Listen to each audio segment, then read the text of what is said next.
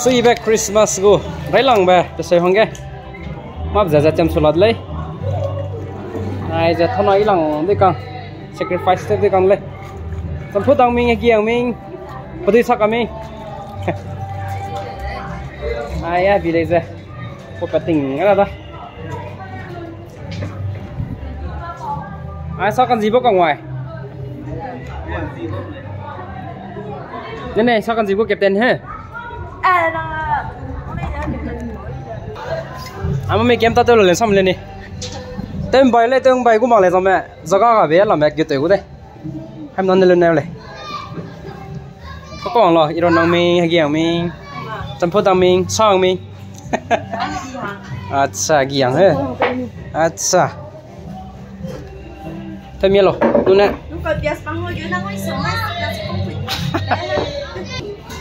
là mẹ pocket là mình nè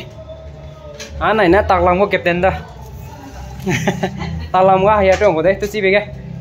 một xong đó mà mình manager pe nhá support tao mình sẽ lên tầng nhá ai có liên hệ từ tí lòng của đấy bóng dần bóng rồi từ cái nó mới đây rồi đây chỉ phải được con nên là phải mà hàng từ đi đấy chỉ phải được con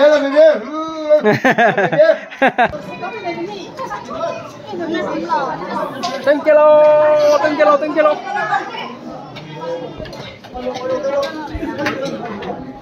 takin rupiah kan dulu từng kilo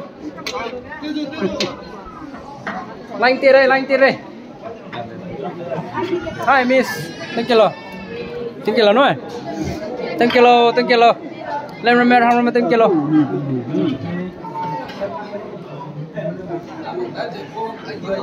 kilo từng kilo này Alex phải bưng nặng tới lắm nè từng kilo này từng kilo rồi từng kilo ai phải bưng từng kilo này từng kilo phải mang tới lắm nè ôi sao nè tao nói tới liệt tao nói mấy đi sao các con xem một xíu lần đi ai đây thôi ai thế tao mà các dễ lấy cũng đấy từng kilo lên thế con nè mà mình kiếm sampai dia kok tôi lại gặp tôi long mẹ hai spawn mẹ từng kilo có gila long nè ha bạc gì bùi gì hả để ra long ấy có mẹ please hello guys ha từng kilo cái gì từng kilo hay hôm nay con làm xe fake ben pang gì mà nữa ben pang đó từng kilo bảy mươi từng kilo từng kilo ai này dùng đấy con này lấy từ tôm nhiều rồi cầm thấy không mẹ mình rồi ít biết cái bạc sáu từng kilo chứ wow sao không có màu này từng kilo hay nghe lấy từ tôm bèn bèn muốn ăn cả anh này hơi từng kilo còn rồi từng kilo từng kilo hết rồi giá dính đi còn từ lâu đó này hôm nào từng kilo bô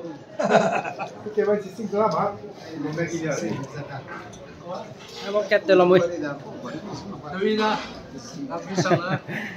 từng kilo hết rồi ta kia dẹp này làm pet ra cái tiếng này nổ dưới nè chìm bẹt làm to từ dưới con đi Châu, ta canh bùm mấy bạn làm gì đó Giang này best is my best guitar best sao con cái tên mồi đó này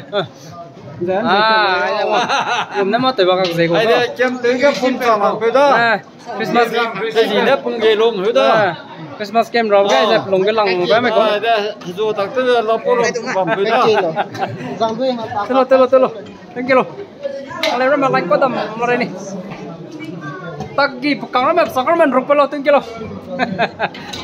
asal ngoko tamu ya temo keren laptop apa itu noy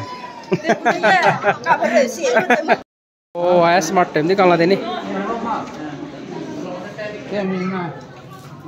yung kilo kau gilang along ni ya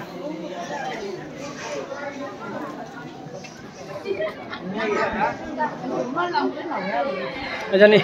này của dressing tăng lên rồi là này làm này kẹt lên rồi này thank you lo asani Mr. Mendez beta rằng gì này thank you lo tất sang sinh rồi hai nó này nó chỉ cái friend của nó này thank you lo anh yêu tiếng nó mệt rồi này thank you lo thank you lo bo last fish my last and last fish ai đây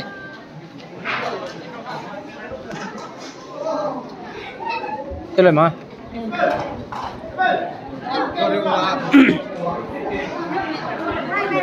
nè rằng lên giấy vẫn giấy sang ấy đâu duty bấm đi có bay cả thì còn nếu lấy không có mấy tờ thế này giấy sang đây rằng mẹ cầm lấy về lấy lên bốc càng duty tao đây thì lấy từng kilo cái sắp gì ai ra này tặc tới lấy lên nhìn cái gì hay nhiều thế nữa nó mặc tới tuyển của mày đây từng kilo ai đây thế rồi suy từng kilo này bốc càng này lem lấy đi còn mấy này từng kilo này lem sặc lấy đi còn mấy này từng kilo ladies and gentlemen từng kilo mình là từ lối đó từng cái mà có xí lên à từng kilo mai rồi mày từng kilo miss lấy rồi mày ai giờ dòng ra kilo kẹt nó còn lấy dính mà cái tên nó còn lấy lòng cái con này rồi mày này nó từ lời mó từng người mó suy ra này từng người đó hẻo này từng kilo lắm cơ và này còn tạc ngon sầm này lên thôi nè này có cái tập bên đi tập cầm aja plan mình nhiều từ lời thì quá rồi nè tay đấy anh ấy dòng lên giấy xong thì còn nè nó suy xài rồi lúc cảm ơn cô thế nên lúc biết kìa giấy xong thì lúc ngó bẹt lên ai ra nào nè từng kilo nó này ngắt ta kịp bé mà có thể gì tới từng gọi là để tới từng có mà rồi xong đông này suy xong nó tầm mấy mắc suy xong nó tầm mấy suy yếu lên tới hơi có lẽ mà nó tạc vào từng ngõ có hơi ai ra dòng nó nằm to cái nằm lồng này thế này cao nhịp rong kìa sao mày nhịp mịt chạy nó lên ra mấy này cao rừng nè lớn lẹ cao nhịp với hình nào mắng nữa lục cầm rồi lấy chứ này má nông này bấm cao nhịp có xôi này cái này nó cái trò tao lúc cầm nó có mẹ nằm cái gì với bông tê càng làm bốc càng sai ra lấy tôi chỉ lòng đi càng cắt từ nó ta xỉn nữa càng ten kilo